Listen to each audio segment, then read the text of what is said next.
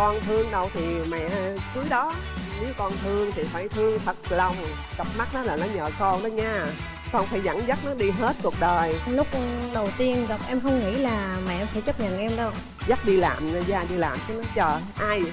Nhỏ nào nhóm mù quá hả? Xin cảm ơn nhãn hàng Ala vượt qua nỗi sợ đái tháo đường đến từ Nhật Bản đã đồng hành cùng chương trình. Xin mời. Từ từ nha, để nắm tay mẹ nè, đi từ từ nha. Bước lên nha con, bước lên từ từ con, bước lên, rồi. Bước lên mắt thôi nha con, bước lên. Rồi. Rồi. Mời cô ngồi đây mời dạ con ngồi đây đi con. Dạ, chương chào trình Mẹ chị. chồng nàng dâu rất vui được chào đón hai mẹ con đến đây tham gia chương trình. Xin mời cô giới thiệu về mình. Cô là Nguyễn Ngọc Thủy, năm nay cô 54 tuổi. Cô ở phường 14, quận 6, Tân Hòa Đông. Đây là dâu của cô, con giới thiệu con đi. Xin chào chương trình, xin chào MC anh Quyền Linh và chị Lê Lộc. Em tên là Danh Hữu Thảo, em đến từ Sóc Trăng, năm nay 29 tuổi. Chào chị Thảo nha. Mình làm dâu của mẹ được bao lâu rồi? Dạ được 1 tháng. Hả? Được nhiêu? Dâu mới. Được 1 tháng hả? Dạ. Trời ơi. Giống như trong dịch đó thì bước qua nói chuyện này kia mà tại kẹt dịch thì thôi để tiền xả dịch ra mới đi cưới. Đó. Trong dịch nó cưới hả? Đó. Vậy là cô dâu mới toanh luôn ha. Mới tỉnh. Biết cô dâu này thông qua như thế nào hả cô? Con trai nó quen, hai đứa quen nào cô cũng không biết. Chứ nó về nói mẹ sao con thương Thảo quá, không thấy đường mà đi về quê không biết có đi được hay không, hay là sợ người ta gạt. Mà cô cái nghĩ nó chắc duyên nợ của nó quá, tự nhiên mà nó suy nghĩ lần ngồi đâu mà suy nghĩ cái nhớ vậy bắt đầu nó mới nói mẹ biết sao Thảo kiếm thị với mẹ nó không có thấy đường nên con thương nó lắm đó. Cô thấy ấn tượng điều gì với nàng dâu này? Nàng dâu này thiệt á, cô nghĩ cô thương lắm. Trai mình thì nó cũng hơi có tật. Nếu mà nói về con gái thời bây giờ á, đòi hỏi cao lắm. Nhưng mà cái này hiếm thị thì mình thấy hiếm thị nhưng mà cũng có cái nét hay. Ví dụ mà về cái vợ chồng lo lắng với nhau, khỏi dòm đông tay, kệ đi, bây giờ mình trông có sức khỏe mình phụ với con, lo lắng cho hai đứa nó, mình dáng dìu dắt con nó nữa, con nó đàng hoàng, con nó dìu dắt hai cha mẹ nó thôi. Hay quá. Đó. Và mẹ rất là nhân văn nha con nha. Chị Thảo ơi, Dạ. cái lần đầu tiên mà khi mà chị nghe được giọng nói của mẹ chồng tương lai đó, chị cảm nhận mẹ là người như thế nào? Dạ mẹ em rất hiền. Hả? Dạ. Dạ nó biết đồng cảm cho em nữa. Vậy hả? Ủa Thảo có nhìn thấy mờ mờ gì không? Dạ không. Không nhìn thấy luôn. Dạ. Thảo ở huyện nào Sóc Trăng? Dạ Mỹ Xuyên. Mỹ Xuyên, Mỹ Tú Mỹ Xuyên hả? Dạ. Rồi làm sao lại quen được với ông xã này? Em đi học lúc em 10 tuổi lên đây lâu rồi. Cái học thời gian đi làm á, em quen trên mạng thôi. Dạ. Quen trên mạng là mình quen qua Cái Face á. rồi chị nhắn tin bằng cách nào? Dạ em, tại vì của người khiếm thị có hỗ trợ giọng nói của điện thoại á. Đúng rồi, có giọng nói rồi có những cái thiết bị á. Mà cái chữ nổi này kia đó. Đúng rồi. Dạ đúng rồi. Quen cũng còn gần nửa năm anh. Nửa năm. Chưa nói chuyện điện thoại thì 3 tháng, còn gặp cũng 3 tháng luôn. 3 tháng gặp hả? Dạ. Cô cứ nghĩ thì bây giờ thì giống như là duyên nợ nó tới rồi, con thương đâu thì mẹ cưới đó, nếu con thương thì phải thương thật lòng. Cặp mắt đó là nó nhờ con đó nha, con phải dẫn dắt nó đi hết cuộc đời. Chứ mẹ thì bây giờ mẹ chỉ phụ tới đâu hay tới đó, thì nó nghe thì nó cũng chịu. Thì mới chỉ xuống về quê làm lễ đó. Đi xuống dưới thì cũng hai bên nói chuyện này mẹ nói thiệt như không. Nhiều cái bởi nhiều khi dâu mới mà tại sao mẹ tham gia chương trình này lên tặng cho con vững lòng tin là gia đình vẫn thương con, vẫn lo cho con hết. Về dưới thì cũng làm lễ kiểu như dâu mới thì với lại dân tộc thì người ta làm phải đúng lễ. Cô cũng làm. Nhiều người giống như ở đó thì ở nhà thì bà con dòng họ với lớn sớm cứ nói gì trời ơi thằng Phúc đâu có đến đổi đâu mà tại sao đi cưới như vậy. Ai nói cô không để ý tới. Bắt đầu cái nói chứ thì làm cho nó gọn thôi, đã dịch mà làm cho đúng lễ đúng nghĩa này kia nọ. Nhiều người nói nó, cô nói thôi, đời con gái ai cũng muốn cho mình được vui vẻ và được giống như cái vẻ đẹp của mình được nó phơi bày, mà mình cứ người này nói vô nói ra cái cô thấy cô không chịu, nó hơi kệ. Tiền nhiều khi mình hết thiệt nhưng ngày mai mình có lại, nhưng mà mấy cái này nhiều khi mình muốn làm nữa đâu có làm được đâu. Đúng đó rồi. Cưới xong nè đi đưa dâu lên cô cũng da dước dâu vô đâu đó nó đàn tôm đúng lễ nghĩa luôn. Đúng rồi. ngần ngại, hãy đăng ký ngay tại fanpage Mẹ Chồng Nàng Dâu hoặc gọi hotline để có những kỷ niệm đáng nhớ cùng mẹ chồng nàng dâu. Cái ngày mới về làm dâu á chị Thảo, mình có gặp khó khăn gì không? Dạ không, tại vì em chỉ đi làm, em làm vật lý trị liệu ở Gò Vấp là sáng em đi tới vật lý trị liệu á. Vật lý trị liệu hả? Dạ. Làm từ mấy giờ tới mấy giờ? Dạ 10 giờ sáng em đi tới 10 giờ tối em về. Mẹ chồng nè, khi cưới con dâu về đó, mình có muốn con dâu như thế nào với gia đình không? Thời bây giờ 4.0 rồi, không phải như xưa mình. Dạ. Giống như hồi xưa nếu mà cô chưa gặp Thảo cũng vậy đó, cô nói nếu mà cô mà có con dâu cô rất thương và dễ, không bao giờ mà kiểu như là giống như hồi xưa mà cơm canh nước mà phải canh chừng. Dạ. Cô nghĩ vậy đó, nên chỉ trông về đứa này đứa kia đi làm đi, vậy công chuyện hồi xưa giờ của ai thì đó nấy làm. Dạ. Vậy cho gọn, giống như là về chung một nhà mình cứ thương yêu nhau mà đùm với nhau thôi. Con trai cô có đi làm không? Đi làm, nó đi làm lao động chân tay, nó cứ người ta kêu gì đi làm đó, nó cũng không có ở nhà đó. Em thứ ba thì bổn phận nhỏ nó ở nhà là cơm nước, còn em út thì ở nhà đó thì cái dẫn dắt chị hai này kia nọ, với lại con cái mấy người khiếm thị nó hay lắm. Dạ. Nó có định vị hết á. Nhiều khi cô để ý nha, như về mình coi thử làm sao, về thì thấy nọ ngày nó đi này kia nọ, đường đi nước bước chỗ nào là nó biết hết, đã tự một mình nó săn sóc lo lắng cho nó thôi. Nhiều khi mình thấy thương lắm, như nhiều khi về tới tự lên phòng, lên cái là tự đi mở cửa đi vô, tự lấy đồ, tự đi tắm. Cô thấy mà mình xót trong lòng mà mình nghĩ thấy tội nghiệp quá, mới nói với thằng con lên á thì phải mở đèn lên, kệ nó sống, nhiều khi nó sống trong bóng tối gì nó cũng vậy, nhưng mình mở đèn. Nhiều khi có em bé hay kia nọ mình mở đèn cho nó có ánh sáng, nặng có gì cho nó sáng xuống này kia nọ, chứ đừng có sống trong bóng tối đó. Thấy con mình nó sống bóng tối mình thấy cũng tội, mà thằng con nhiều khi nó hình như nó sống vậy cái nó cũng bắt chước nó quen. Nó quen luôn. Đó. Mỗi lần con mà lên thì cô cũng hay đi theo coi làm sao, mới la thằng con mở quạt mở đèn lên cho nó sáng sủa. Đang có em bé nhiều khi, nhiều khi em bé này kia nó thích nghi này kia nữa đó. Dạ. Bởi vậy chỉ dẫn từ chút hết. Mẹ chồng con á Thảo là thương lắm luôn á, nãy giờ nói tới con dâu là rất là xúc động luôn đó, cảm giác rằng cái sự yêu thương của mà mẹ chồng nó lớn lao lắm á. Dạ. Thảo, rồi mình có nghĩ là mình sẽ làm việc gì ở nhà nhẹ nhẹ để cho nó gọi là vui nhà vui cửa không Thảo? Nếu mà đang bệnh á, em chưa làm được gì, em có thể ví dụ chén giặt đồ này em làm được hết á. Làm được hết á. Dạ, Giống như đồ đạc thì kia nọ, nếu như muốn nấu mì nấu cháo ăn liền gì thì tự nấu, hai vợ chồng nó lên nó nấu được hết. Tự nấu luôn. Dạ. Rồi giặt đồ luôn. Dạ. Quét nhà quét cửa luôn. Đúng rồi, ngay cái phòng đầu tiên rồi của nó đó. Trời ơi, thấy thương quá hả? Bữa nay lên chương trình này cô cũng nói thiệt luôn. Dạ. Tại vợ chồng cũng mới cưới, có lẽ là mẹ chồng nàng dâu này là phải làm dâu ha. Với mẹ chồng này kia nên nó lâu, nhưng mà cô tham gia như vậy nè, biết sao không? Tại vì nhiều người cứ nói ra tiếng vào. Đúng rồi đó, và mình sợ nhiều khi con dâu mình nó nghe nó bắt đầu nó suy nghĩ không biết người đó thật lòng với mình hay không đó, nên cô mới đăng ký cái này. Nhiều khi người ta nói mà người ta không suy nghĩ, dắt đi làm ra đi làm, trời ai vậy, nhỏ nào cũng nhỏ mù quá hả, cưới người già nào về phụ lo với mình, chứ cưới như vậy mình lo cũng vậy, mình cứ làm thinh vậy thấy nó hay hơn. Dạ đúng rồi. Đâu còn sống mà cô đôi khi là rồi ra tiếng vào đó. Nó cũng rất là nhiều đó. Mình miễn sao mình sống đúng cái tâm của mình. Đúng rồi. Thực sự nãy giờ Quyền Linh cảm nhận cái tâm của bà mẹ chồng cực kỳ tốt luôn. Chỉ mong là trời Phật độ mình có sức khỏe đi, mình phụ với con mình này kia nọ, cho con cái nó nữa, chủ yếu mình phụ với mình cho nó ăn học nó đàng hoàng nữa, nó nên người nó dẫn dắt cha với mẹ nó đi. Ủa rồi ai đưa Thảo đi làm? Sáng em đi mua việc Grab rồi đó, tối chọn rước về. Tại vì anh làm 7 giờ sáng đi làm rồi, em 10 giờ nữa. Đó là cũng có duyên nợ đó. Đúng rồi, duyên nợ. Linh nghĩ rằng là ông trời cũng có mắt lắm, có thể đúng mình khuyến khuyết cái này nhưng mà mình được cái kia. Đúng rồi. Quan trọng là chúng ta yêu thương nhau và đúng được rồi. bà mẹ chồng gọi là hỗ trợ như thế thì quá tuyệt vời rồi. Rồi mình nấu cơm cho dâu ăn không hả? Ở nhà có con gái nào ngày nó bán cơm ở nhà thì nó bán cơm đó, ở nhà có gì ăn đó hết. Có bao giờ con dâu dọn cơm rồi chuẩn bị cho mẹ chồng bữa nào chưa? Dạ không có. Chưa có đúng không? Dạ. Chắc mình chưa quen được cái vị trí trong nhà phải không? Đúng chị rồi. Dạ. Rồi mới á. Mới. Không bữa nào đó cái mình thứ bảy chủ nhật nghỉ làm đó, cái mình thử mình lặng lẽ mình dọn cơm, cái mình mời mẹ chồng lên ăn bữa đi, bảo đảm mẹ chồng sẽ rất là xúc động luôn.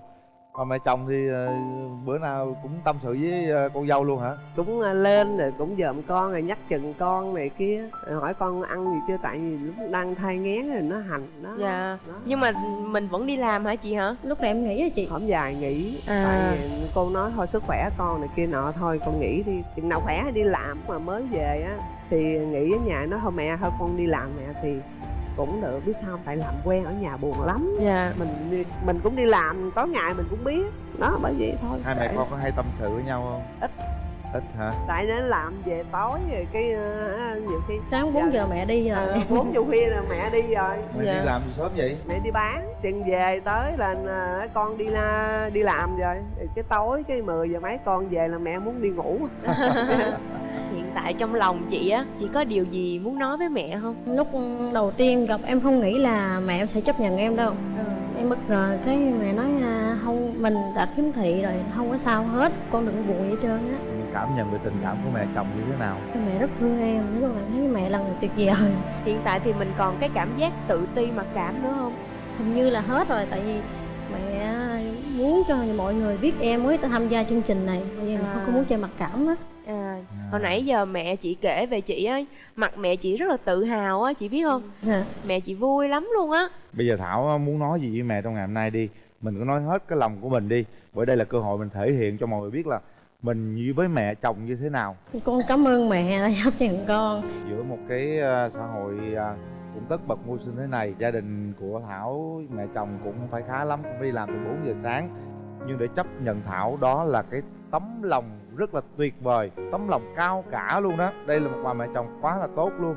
Tính nó hả, mai mốt tại giờ nó còn ở trên cái lầu nên nó đi lên đi xuống nó khó, nên là nó thế giới riêng của hai đứa nó ở trên đó, lâu lâu mình lên dòm với lên cầu thang rồi mỏi chân đâu có lên đâu. Nó tính rồi mai mốt sau cái là hả, cho ở ngoài sau rồi sửa lại ở đâu đó đàng hoàng, hai vợ chồng ở dưới đất đó, rồi nó định vị kia nọ, thế nào cũng được hưởng bữa cơm ngon của con dâu nấu. Đúng thôi rồi. Em nghĩ là chị sẽ có cảm giác gần gũi với mẹ nhiều hơn nữa nếu như chị bỏ được cái mặc cảm tự ti. Dạ. Tại vì mẹ chị là lúc nào cũng muốn dang rộng vòng tay ôm chị vào lòng hết trơn á. Vấn đề là ở chị thôi á. Chị chỉ cần mở lòng mình ra là chị sẽ cảm nhận được hết tấm lòng của mẹ chị luôn á chị Thảo ơi. Dạ. Có em gái cứ gửi thư. Bây giờ là anh Quyền Linh sẽ đọc một lá thư của em chồng nha. Rồi, kính chào chương trình Mẹ Chồng Nàng Dâu. Em chào anh Quyền Linh và chị Lê Lộc. Chào em. Con chào mẹ. Chào chị. Em là con gái của mẹ, là em chồng của chị Thảo, cũng là người đăng ký cho mẹ và chị tham gia chương trình. Mặc dù chị mới về nhà mình làm dâu, thời gian chưa đủ dài, nhưng em cũng nhận thấy tình cảm của mẹ dành cho chị rất nhiều. Mẹ thương chị và luôn nói với em là người ta về làm dâu nhà mình cũng như là con gái của mẹ vậy. Nên em hiểu chị cũng thương mẹ như thế. Anh hai em cũng thương chị nhiều nữa, lo lắng cho chị và muốn chăm sóc chị cả đời, nên mới quyết tâm cưới chị đó. Em biết những cái ngày đầu về làm dâu, chị chưa quen nhiều nơi trong nhà vì không nhìn thấy đường đi. Chị cũng có phần hơi tự ti và mặc cảm, nhưng chị yên tâm đi, cả nhà mình đều thương chị hết á. Không ai chê bai với những khiếm khuyết của chị đâu. Nhiều người hay chê bai, nói ra nói vào chuyện của chị với mẹ. Mẹ thương nên nói với em đăng ký cho mẹ và chị tham gia chương trình, để mọi người hiểu chị hơn, để họ hiểu rằng dù là người khiếm thị và khuyết tật thì họ cũng có mưu cầu hạnh phúc và được tôn trọng. Vì vậy chị hãy mạnh mẽ và tự tin lên chị dâu nhé, để chăm sóc em bé trong bụng thật là tốt. Ba mẹ em và anh hai sẽ luôn bên cạnh chăm sóc và thương yêu chị. Em cảm ơn chương trình Mẹ Chồng Nàng Dâu đã tạo điều kiện cho mẹ và chị em có cơ hội tham gia chương trình để hiểu nhau hơn. Và em cũng mong mọi người mở rộng vòng tay yêu thương chị em nhiều hơn. Dù chị ấy là người khuyết tật đi nữa. Con của mẹ, em của chị Trần Thị Anh Tuyền. Sao Thảo? Em ngờ là mọi người thương em như vậy á. Thảo vẫn còn một chút tự ti về cái khiếm khuyết của bản thân mình, nhưng mọi người không có thấy điều đó đâu. Bây giờ thôi đứng lên đi, đứng lên rồi hai mẹ con ôm nhau nào, thể hiện tình cảm với nhau nào Thảo. ôm mẹ đi. Con nói cảm ơn mẹ đã chấp nhận con. Mẹ cũng thương con lắm, ai cũng muốn con hoàn hảo nhưng mà số đã định thì thôi. Mình phải chấp nhận. Mẹ tôi muốn tạo điều kiện là xung quanh con đều có mùa xuân hết, đều vui vẻ, đúng không? Mình cứ vui vẻ với nhau kệ đi, đời giờ ngắn ngủi lắm, còn tới đâu mình tới, đúng không? Tới đâu thì tới. Chúng ta có yêu thương nhau. Dạ, thấy không con? Mẹ em là người tuyệt vời đấy, hãy yêu thương mẹ và đừng tự ti điều gì cả. Gia đình, ba mẹ bên ngoại bên đời vẫn rất thương con, chung tay đi với con, mà chồng con phải đi với con hết cuộc đời, tại vì con là phải nương theo nó. Chúc mẹ con hạnh phúc, chúc cho Thảo luôn luôn gặp may mắn, và chúc cho em bé trong bụng mau mau gọi là chào đời để có thể cùng hưởng hạnh phúc với cả nhà nha. Dạ cảm ơn anh chị. Một cái kỷ niệm gửi tặng gia đình. Em cũng xin được thay mặt chương trình gửi lời chúc sức khỏe đến cả nhà mình nha. Và con cũng có phần quà dành tặng cho cô và chị. Đây là Ala Bio với thành phần 5 Ala, được chứng nhận lâm sàng về hiệu quả tăng cường chuyển hóa đường thành năng lượng, giúp ngăn ngừa và hỗ trợ điều trị đái tháo đường. Dạ xin gửi tặng cô. Dạ cảm ơn cô và chị đã đến với chương trình ạ. Dạ em chào anh chị. Dạ cảm ơn. Dạ cô xuống rất là nhiều. Thật sự là mình rất cảm động với những cái tình cảm đó. Mời quý vị đến với mẹ chồng nàng dâu tiếp theo. Con sang chơi với dì bên này mà bây giờ con về làm dâu bác được không? Thằng cái nói con có bồ rồi bác ơi. Ông xã em thì mò mò qua hỏi thăm thì em có cho bằng chú. Con về làm dâu được mấy tháng con có bầu. Trời lúc bây giờ nó băng huyết là quá chừng. Xin mời.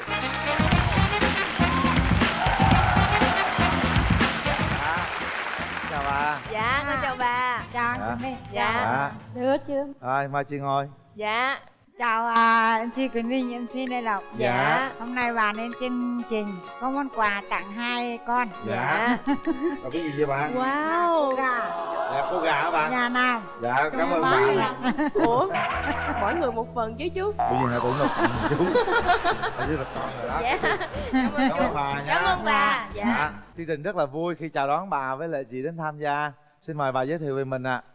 Thì bà xin chào hai MC Quỳnh Linh và Lê Lộc. Dạ. Hôm nay bà cũng được hân hạnh được chương trình cho bà được lên đây để tiếp xúc với các con. Dạ. Bà lên đây là vui Dạ. lắm rồi, có gì đâu vậy. Bà là coi như là ở dưới Đồng Nai. Dạ. Nhưng mà lên trên thành phố này phụ con. Dạ. Là ở với con ở trên này. Bà nhiêu Là tuổi buôn rồi? bán. Bà năm nay là tuổi chính là 80 nhưng mà tuổi giấy tờ chỉ có 7 năm mà. Đó. Bà lấy chồng năm bao nhiêu tuổi? Bà lấy chồng năm 20 tuổi.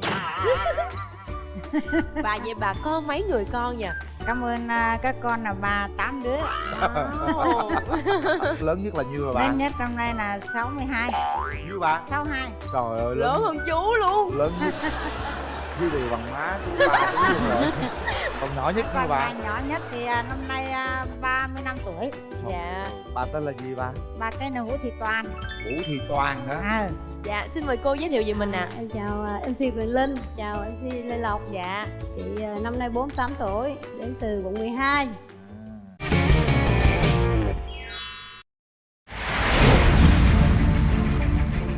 Bà nhớ rằng cái ngày đầu tiên bà gặp cô con dâu này đó, bà có ấn tượng với con dâu điều gì không? Ấn tượng của gặp cô con dâu này thì nó hay lắm. Tại vì coi như cháu nó cách nhà bà là phải 3 cây số. Dạ. Nó sang bên này là chơi với bà dì ruột là cũng ở gần bà. Nó ra ngoài giếng đi kéo nước đó. Giếng cái thả cái gầu kéo kéo lên. nước đó. Hay có cái giếng Dạ. trong đó. Xong rồi gặp hai bác cháu gặp nhau ở đó. Thì bà mới nói là con ở đâu? Con sang chơi với dì bên này mà bây giờ con về làm dâu bác được không? Nghĩ hả? Thấy đấy thương đó. Thằng cái này nói con có bồ rồi bác ơi. Trời ơi. Chết rồi. Xong rồi bà mới nói là bồ thì bồ chứ, còn cái chuyện duyên số là bà nhận đó. Bây giờ nói chuyện với con trai. Dạ. Trai để ý để sang tìm hiểu. Ta lệnh đó. Quá dữ luôn. Nay lịch đó. Bao lâu thì con của bà tấn công chị? Cái đó là để em nói. Nói chung là em qua về em chơi thôi, hai nhà đối diện thôi. Em vô tình, em không có nghĩ gì hết. Dạ. Ông xã em thì mò mò qua hỏi thăm thì em cứ kêu bằng chú. Nói chú này kỳ quá. cứ hỏi này hỏi kia, mình cũng hồi đó còn nhỏ mà anh. Dạ. Nhỏ thì cũng nói giỡn giỡn thôi. Thì sau này ông mới đi theo ông bạn ông á, là kêu ba em là sư phụ, mới nói mày đi qua sư phụ tao chơi. Thì ông mới nói đi đi, ai nhà qua lại gặp em. Cả nhà đang ngồi trước sân chơi, nhà em có cái sân rộng lắm. Thì em đi uống ăn chè với bạn về, thấy mấy người ngồi chơi với ba mẹ mình thì nói chào hai chú. Từ đó đi thì nói chung là thấy em hoạt bát thanh lẹ, cái ông thích là đêm nào ông cũng mò qua mình. Hết đi với bạn đi mình. Bao nhiêu lâu thì bà làm dâu bà? Coi như cũng gần 1 năm á. Gần 1 năm luôn. Gần 1 năm á. Đừng ngần ngại, hãy đăng ký ngay tại fanpage Mẹ chồng nàng dâu hoặc gọi hotline để có những kỷ niệm đáng nhớ cùng mẹ chồng nàng dâu. Sau đó về làm dâu thì có làm đúng cái trách nhiệm của là người con dâu không? Có đúng, làm đúng thủ tục như con dâu. Nấu cơm, nấu nước rồi Đó giặt đó. giũ quần áo có không bà? Rồi, có lúc phải chờ con giặt, con lại phải đi làm đêm á, 2 giờ đêm phải đi cạo rồi. Dạ. Thế là đến Không, hồi đó cực lắm, đến làm 10 có giờ xu cực lắm. trưa mới về nhà. Thì Thì coi như bà ở nhà cơm cháo nấu nướng, giặt rũ. Thế còn con nó đi làm suốt ngày rồi, tội lắm. Dạ. Bây giờ thấy tội nó mà trong khi đó là con về làm dâu được mấy tháng con có bầu, mang cái bầu to mà cũng cứ phải đi cạo suốt đêm. Đến cạo đến lúc mà đi đẻ, về đêm tự nhiên là nó mới ra máu. Dạ. Thế là mới cho đi lên trạm xá. Cho nên trạm xá thì trạm xá cứu không được nữa, đưa lên trên huyện cứu không được, nó đưa lên trên tỉnh. Trời, lúc bây giờ nó băng huyết là quá chừng là luôn. bà nuôi con dâu luôn. Nuôi con dâu luôn. Sau cái lần mà mẹ chồng chăm sóc như vậy mình có cảm động không? Dạ có chứ, em về làm dâu nói chung là em thương gia đình chứ không có một cái gì. Tại vì lúc đó còn nhỏ tuổi, mới 18 à. Về là chỉ biết sáng dậy sớm, 4 giờ sáng lo dậy, nấu cơm, dọn dẹp nhà cửa cho bố mẹ, dọn mùng dọn mền. Rồi bắt đầu mình đi làm. Giỏi ha, 18 tuổi mà đã làm dâu Đúng rồi. rồi. 18 tuổi Em đó. về làm dâu là Vậy nói là chung 30 năm làm dâu rồi. đúng rồi, gần 30 30 năm rồi. Dạ, Ồ. 18 tuổi lấy Dạ. chồng, tới giờ là gần 30 năm rồi. năm Dạ. nay 48 tuổi. Dạ. Vậy thì qua 30 năm làm dâu đó, bà thấy bà hợp với con dâu điều gì? Dạ, toàn gì cũng bộ hợp. con là đều học hết. Học hết. Hai mẹ con Nói cái gì chung đâu. là nói thiệt với hai chị là em rất là giỏi. Tại vì nó ăn được, nó nói được, nó làm được. Chỉ có một là con, tại vì nhà nghèo đó, tiền không có. Nhà con trẻ mít thì con ngoài quê có mấy người vô chơi. Thế bố thôi để bỏ ăn. Con nhà con biết con mang bán luôn. Thế là về nhà con trận đó đó. Thế một lần đó thôi đó. Nói Một chung lần là làm. cái Một thời lần đó làm mình con khổ đó anh, rồi mình nghĩ là bán lấy tiền thôi chứ mình không nghĩ gì hết. Nhưng mà mẹ thì mẹ để ý. Sau này em không biết, nhưng sau này mẹ mới nói đây thôi à, thì mới biết nó ủa sao con đâu có nhớ gì cái vụ trái mít. Tự nhiên nổi kể. Chuyện quá nhỏ luôn ha. Quá 30 nhỏ. năm mà có chuyện chút xíu à. Có tí thôi đó. À. Dạ. Nhưng mà trong cuộc sống gia đình mình có những gì mà hai mẹ con mình chưa hợp nhau không cô? Có cái không hợp là Dạ. do chị người gốc Huế. Dạ. Nên chị á là mới về làm dâu thì ở nhà mình nấu cơm, nấu đồ ăn thì mình hay bỏ ớt. Dạ. Mà bên chồng người Bắc lại không ăn ớt, À. nên là có cái đó. Nhưng mà bố cũng la, mẹ cũng la, nhưng mà ăn cơm thì hơi khó chịu xíu thôi. Mình biết. Thì lần sau mình giảm lại từ Dạ. từ, mình phải học lại từ từ. Dạ. Mình ở với mẹ mình suốt bao nhiêu năm trời luôn á cô? Không có ngày nào rời. Dạ. Gần 30 năm đó. Dạ cô, con rất là muốn hỏi cô có những cái bí quyết nào cô có thể chia sẻ lại làm sao để mình có thể giữ được mối quan hệ mẹ chồng nàng dâu nó bền vững và nó ít xung đột không cô? Cái đó thì nói chung là trước khi là mình thương chồng, mình lúc nào cũng nghĩ tới chồng là đứng giữa. Nếu mà mình gây ra mối quan hệ nào mà nó quan trọng là chồng mình rất là khó xử. Dạ. Nên là những cái buồn vui mình để trong lòng. Nói chung ở trong một nhà thì làm sao mà khỏi có chuyện buồn. Dạ. Có một chút xíu nào mà buồn thì mình nghĩ thoáng là nó cũng qua thôi. Mà mình nghĩ mà nó hơi nó sâu quá thì nó lại xung đột, nên mà nghĩ thoáng. Nói chung là mình luôn luôn nghĩ Dạ. cái Luôn hướng luôn tích là cực. Dạ. tích cực, là nghĩ thoáng cho chồng, cho mẹ, cho bố. Dạ. Có bao giờ mà hai con cãi trước mặt bà không? Không, em cái đó em Không chịu đựng lắm anh. Em với chồng em gây lộn mà nói chung là vợ chồng nào cũng có, nhưng mà chưa bao giờ ai biết vợ chồng em gây lộn. Tại vì em là ổng la là em chỉ có khóc. Sáng ngày mai con em thấy mắt sưng là biết ba la mẹ. Dạ. Không bao giờ em trả lời luôn. Dù anh nóng tới cỡ nào đó, anh cứ nói đã đi, em chỉ biết khóc rồi ngày mai em tính. Nhưng mà vậy rồi những cái lúc đó cô có chia sẻ với bà không? Có đôi cái cũng nói anh thế nọ thế kia, rồi ở trong nhà bà cũng biết mà, bà Dạ. biết tính con bà mà, Dạ. nên bà cũng la. Bà nói mày nói ít thôi, mày lúc nào cũng nói để nhỏ khóc sưng mắt hoài. Hồi đó chị ở mà chỉ có em chồng nữa nha. Dạ. 2 đứa em chồng. Dạ. Một đứa thì khờ khờ, một đứa thì lớn. Cũng có một kỷ niệm cũng buồn lắm. Bởi vì lúc đó mình đi làm về nó cực á anh. Mình chưa kịp nấu cơm, em mình nó đói bụng thì nó gắt, nó cáu. Dạ. Lớn rồi. Nhưng mà em thì thôi kệ, em tha thứ được, em bỏ qua được. Em cứ nghĩ như em mình mà. Tại mình thương như em mình nên mình không có trách. Nhưng mà chồng á, chồng thì thấy tội cho vợ, chồng cũng la em, nói xin lỗi chị đi. Rồi có mét mẹ chồng không? Thì mẹ cũng nghe, mẹ nói xin lỗi. Có bao giờ con dâu tổ chức sinh nhật cho bà chưa? Có rồi, Có rồi luôn. Mới đây. vui lắm. Đây là làm Năm mừng thọ. làm mừng thọ cho ông bà thôi. À. Tại vì anh biết sao, cái thời của em nó nghèo khổ, em lo làm ăn, em đâu có nghĩ tới chuyện sinh nhật đâu. Hai chồng em chưa có một cái nhẫn để đeo đám cưới nữa, đừng nói để sinh nhật. Nói chung là mấy đứa con nó là tổ chức mừng thọ cho ông bà. Dạ. Làm như là cái đám cưới, coi như là lớn lắm. Vui hả bà hả? Vui Bà có lắm. bao giờ bà tặng con dâu cái gì chưa? Chưa có gì tặng con dâu ấy. Bà cũng khổ lên ngồi lên cái đầu tặng. Tại vì mẹ ở với mình, mẹ đâu có tiền. Em cho nhiêu, cháu cho nhiêu thì để đó, rồi lại đi lên đi chơi, đi về quê này kia rồi cũng hết. Rồi hai mẹ con có thể hay dắt nhau đi siêu thị, đi sắm đồ gì không? Đó, đi siêu Có, thị cái đó có. Em ở nhà về buôn bán thì rảnh thì chở mẹ đi chợ. Nói Dạ. chung Mẹ có thích đồng mua ra cái đồng gì vô, thì mua không vậy đỡ. đó, vậy đó. Hai mẹ con cũng hợp. Linh nghĩ rằng bây giờ hai mẹ con giống như hai chị em luôn rồi đó. Dạ, Dạ, đúng hai rồi. chị em. Thân như vậy Hôn luôn đúng nhau không? dạ. Tại vì ở nhà hay ôm mẹ cũng nựng bắp vú. Nói chung là vui lắm, hai mẹ con vui không có gì hết. Đúng rồi, như hai người Có bạn khi rồi. mẹ buồn biết, có khi mẹ không vừa ý, tại nhà buôn bán mà. Có đôi cái mình nói mẹ không vừa ý, hay là mình bán cho khách cái này kia mẹ không vừa ý mình biết. Nhưng mà chút xíu nữa rồi cái mình giả bộ tới ôm, mình giả bộ nói ơi mẹ yêu mẹ rồi, vậy cái là tự nhiên mẹ cũng vui lại, thế không có gì hết. Rồi. Cái tình cảm trong gia đình cũng là cái sự hỗ trợ, cái gọi là con dâu như thế. Dạ. Tức là biết mẹ giận buồn giả bộ nũng Dạ, nịu đúng rồi, vậy chọc á. chút xíu là Đúng nó rồi, hết. tâm lý vậy á. Chứ nếu mình căng mình buồn lên thì mẹ chồng lại càng buồn Dạ hơn đúng nữa. rồi. Dạ. 30 năm trôi qua rồi, gần như không có chuyện gì mâu thuẫn lớn Dạ, lắm. không, không có gì Con mâu trai thuẫn. bít thôi mà Dạ. nhiều khi nhá, chuyện nói chuyện buồn nhưng nhắc lại là nó vui. Dạ. À, Em là cảm thấy là rất là mãn nguyện, có mẹ với bố với mẹ rất là thương con. Rồi. Dạ. hôm nay thì anh xã đó, anh gửi Dạ. lá thư. Linh sẽ là người đọc lá thư này nha. Rồi. Kính chào chương trình Mẹ chồng nàng dâu. Tôi tên là Nguyễn Văn Diện, năm nay 49 tuổi. Được biết mẹ và vợ lên chương trình Mẹ chồng nàng dâu, tôi có đôi lời gửi đến vợ và mẹ. Vợ ơi, anh cảm ơn em nhiều lắm. Cảm ơn em đã cùng anh bước trên đoạn đường dài, nay đã là 28 năm rồi.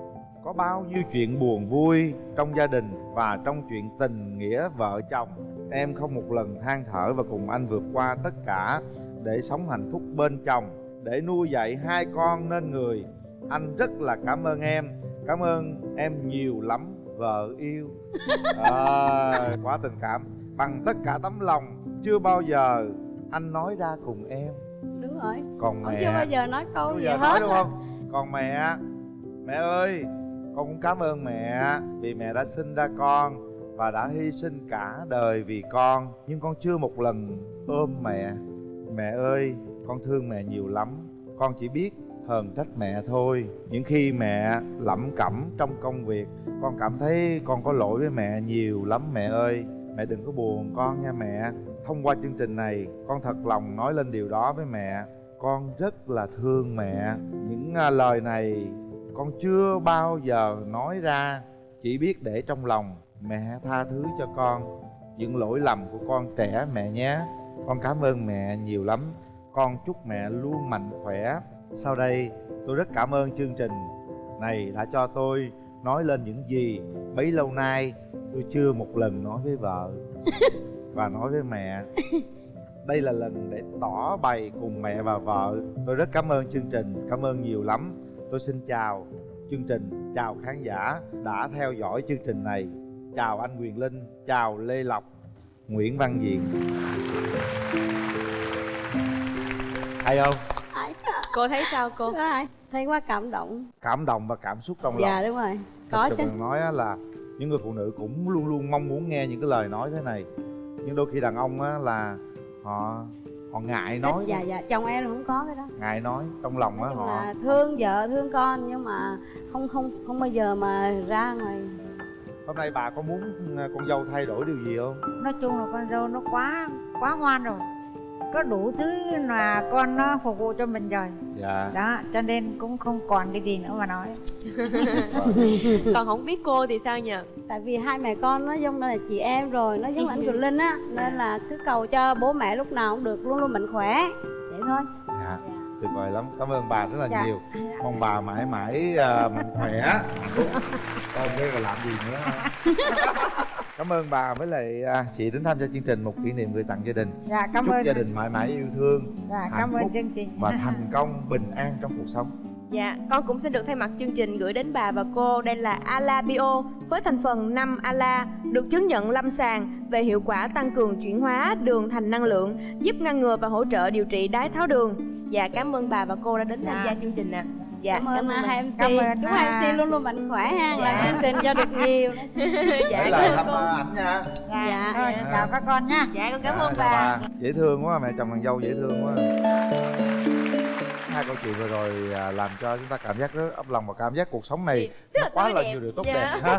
Hy vọng rằng tất cả gia đình Việt Nam chúng ta đều có những câu chuyện đẹp như thế, Dạ. những cái mối tình giữa mẹ chồng nàng dâu đẹp như thế, yêu thương như thế và nó nhân văn như thế. Xin được cảm ơn quý vị khán giả đã dành thời gian quý báu theo dõi chương trình. Và đừng quên khung giờ quen thuộc của chúng tôi vào lúc 15:40 thứ Bảy hàng tuần trên kênh HTV7. Xin cảm ơn thực phẩm bảo vệ sức khỏe Ala Bio đã đồng hành cùng chương trình. Còn bây giờ thì Quyền Linh và Lê Lộc xin chào tạm biệt và hẹn gặp lại. hãy mạnh dạn đăng ký với chúng tôi, hãy đến với mẹ chồng nàng dâu, bố vợ con rể để có thể tâm sự cùng Quyền Linh và Lê Lộc, xem như chúng ta là một nhà với nhau đi nha. Đây là giây phút mà chắc chắn rằng mọi người sẽ không bao giờ quên, những kỷ niệm rất đẹp trong chương trình Mẹ chồng nàng dâu luôn luôn mở cửa.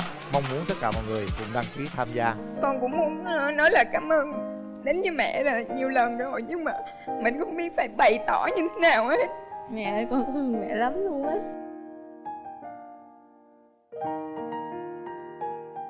Đừng ngần ngại, hãy đăng ký ngay tại fanpage Mẹ chồng nàng dâu hoặc gọi hotline để có những kỷ niệm đáng nhớ cùng mẹ chồng nàng dâu.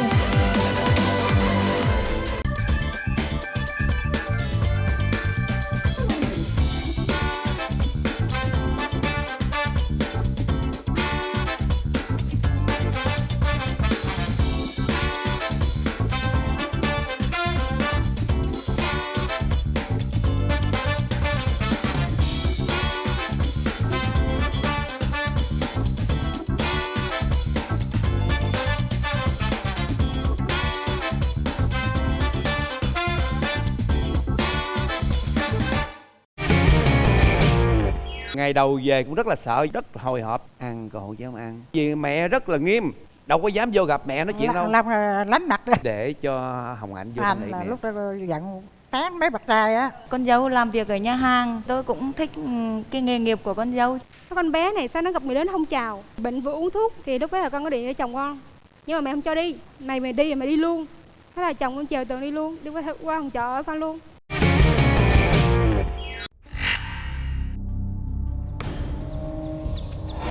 Tôi là Trong Bồn. Tôi đã trở lại để tìm kiếm những chiến binh mạnh mẽ, quyết liệt, không bao giờ bỏ cuộc. 13 năm, truyền lửa, truyền nhiệt huyết, tôi sẽ không dừng lại.